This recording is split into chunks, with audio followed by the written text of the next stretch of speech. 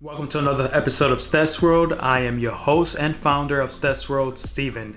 And today's episode, we're actually going to talk about my experience in Colombia. I hope you guys enjoyed this video. Before we start, I just want to say I have a Teespring store. The link is going to be down in the description where you could purchase Stezworld merchandises from t-shirts, hoodie, stickers, and cell phone cases. Also, I have a Patreon link as well as that down in the description where you could support Stezworld for future trips. Continuing, I just want to say this was my first time in over 5 years I was in Colombia. I was so excited to go back. I wanted to see how different the country has changed. I'm gonna say Colombia, like always, never fails to impress me. It changed a lot since the last time I've been there back in 2015. It's a little bit more expensive now compared to that time, of course, due to inflation. And of course, traveling during a pandemic, it was quite interesting. As soon as Colombia opened its border for international travel, and especially for tourism, I took advantage. I originally had plans to go there in March of 2020 to make a bigger series. As soon as the pandemic came, they pretty much closed down the entire borders, pretty much worldwide. So as soon as Colombia opened up, I took the advantage and I said, you know what, let me take advantage just in case if a second wave comes in and we close the borders. And I booked my flight. The only thing interesting about this time, during the time of booking, I had to complete a COVID test. It has to be a PCR COVID test, the one that goes to the lab, spend a day or two, and then get the results. The Colombian government does not want the super rapid test, the one that you just do the samples and then you get it like in 15 minutes. They don't want that. They want the one that you put the swab in your nose and send it out to the lab. The good thing is in Colombia, they're very lenient. They actually require you to have that test done within 96 hours before the flight. Compared to a lot of other countries, they want you to have it within 72 hours. There's some countries that's probably even worse than that, maybe in a day or two. Pretty much they're doing it to discourage you to enter their country, pretty much. On the day that I arrived to Colombia, I believe it was on November 5th of 2020.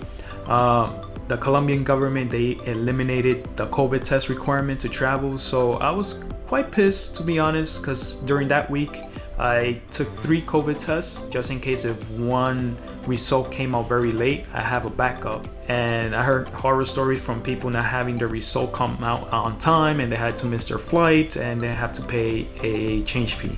I didn't want to take the risk and I went and took 3 COVID tests within that same week.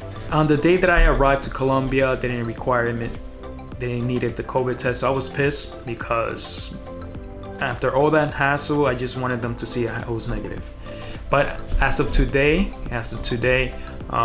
you actually need a COVID test result. Same requirement, 96 hours before the flight before entering Colombia. So I went to Colombia, arrived, everything went smoothly. I love the immigration, especially the new way how to enter Colombia. Just before the flight, you need to register in Make Colombia. That's pretty much filling out the custom form electronically. They want to be as touchless as possible. And it's much more interesting. Also, while you completed the Make Colombia immigration form, you have to as well scan in the COVID test, attach it with it, so they could see as soon as you get into Colombia, the custom agent, or they're gonna see everything is set up. So the process going through immigration is a lot quicker now compared to when I went before. Also, of course, you gotta do the same requirement leaving Colombia. So you gotta use the website and Make Colombia to register everything coming in and leaving out of Colombia. The cost of traveling inside Colombia, like I said earlier, actually increased due to inflation. Colombia is not as cheap as it used to be. I remember back in the days, I used to spend $1 or $2 to buy a good meal. Now it will run about $4, about $4 or $5 now. I mean, it's still cheap. Just have a consideration, things has risen, hotels prices are up, of course taxes go up, food, everything has went up, taxis has went up. So the good thing, when I traveled on this trip, as you've seen on some of the videos that I posted, I travel a lot with my guide that she had a moped. So I was able to save a lot of money on the moped. Of course I had to help her with gas and stuff, but of course it's cheaper than taking taxis. And of course public transportation is not that reliable, but it's still another option available. It's kind of cheap still using public transportation, but during this pandemic I kind of noticed the buses are packed with people.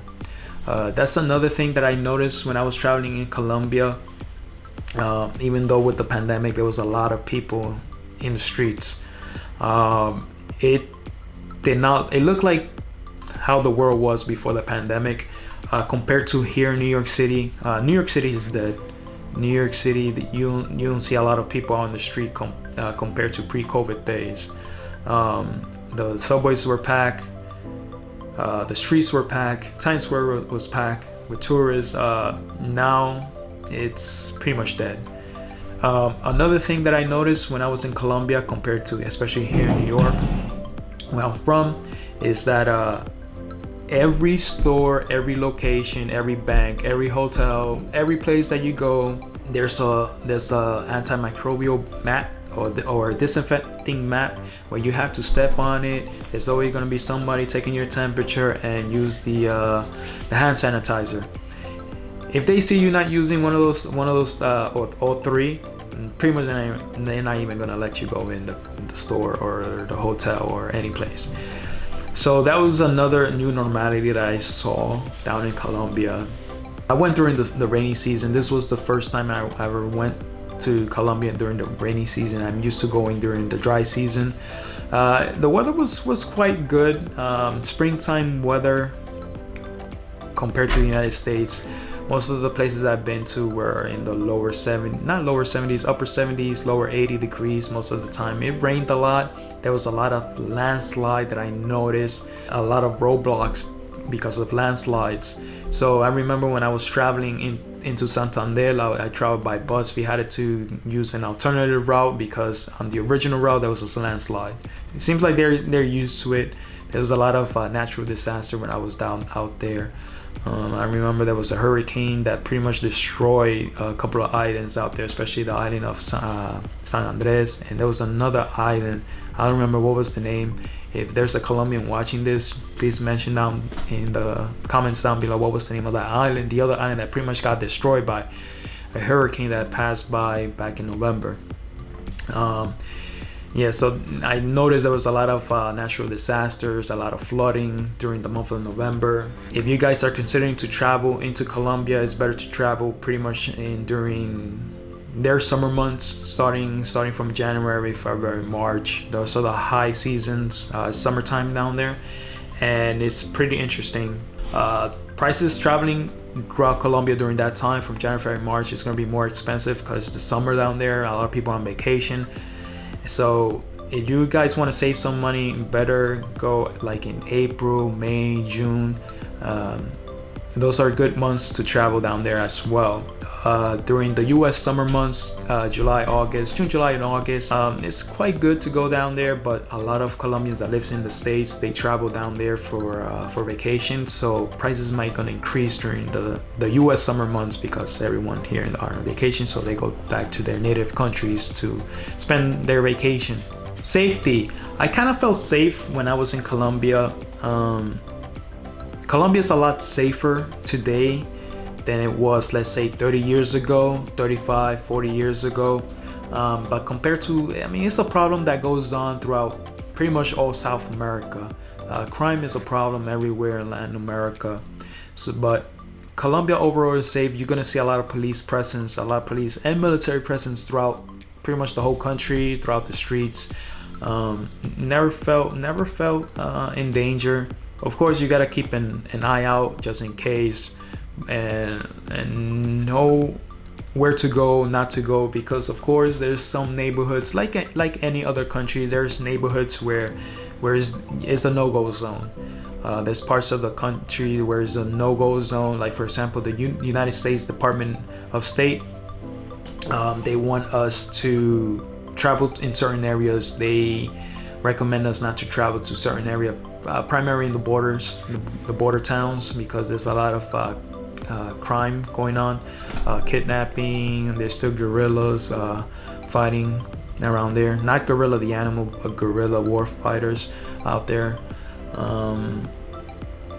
And so you got to keep an eye out where to go. If you know someone in Colombia, someone trustworthy, just use them as a guide.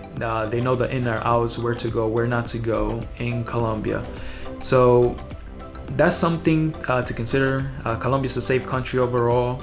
Cash is king. Cash is king in Colombia. Unless I know here in the States and in Europe, they like to use a lot of their digital wallets, digital payments. But in Colombia, cash is still king. Better have a lot of cash down there to spend. You could use your credit card. If you want to use your credit card, that's fine. Most of the major credit card, like MasterCard, Visa, Discover card is kind of growing. American Express is a hit or miss down in Colombia. Most of the places are accepted, and digital payment in certain places is accepted as well. Well, one of my highlights of the trip is, like I mentioned earlier, is when I went to Santander. Santander was an interesting place. The weather was hotter compared to Medellin. I kind of enjoyed the time there. I love the natural beauty of Santander. It's a very mountainous area, especially in the places that I went. There was a lot of mountains, a lot of nature landscapes. I mean, very beautiful. I can't complain, especially when I went to a small town called Barishara. It was spectacular. Just going into Barishara, the views were amazing. The food was amazing as well in that part of the country. Something very interesting to see compared to the other major hotspots to visit, like Medellin, Cartagena, Barranquilla, Santa Marta, and Bogota. The majority of the people that travel into Colombia, they go into those places. So I went to a place where it's least, but there's like less of tourism among internationals, but among the Colombians, it's very popular place to visit around Santander, especially in the surrounding areas from Bucaramanga. And I want to say thank you for watching this episode of Stezworld, of me talking about a little bit of my experience traveling into Colombia. I just want to say, comment down below if there's anything you want to know about my experience, where I want to go next.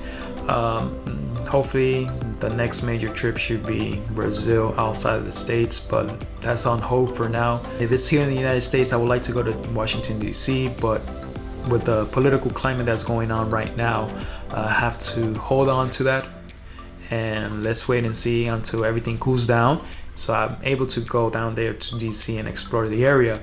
And I just want to say thank you once again. Remember to subscribe, hit the like button, and until next time, safe travels.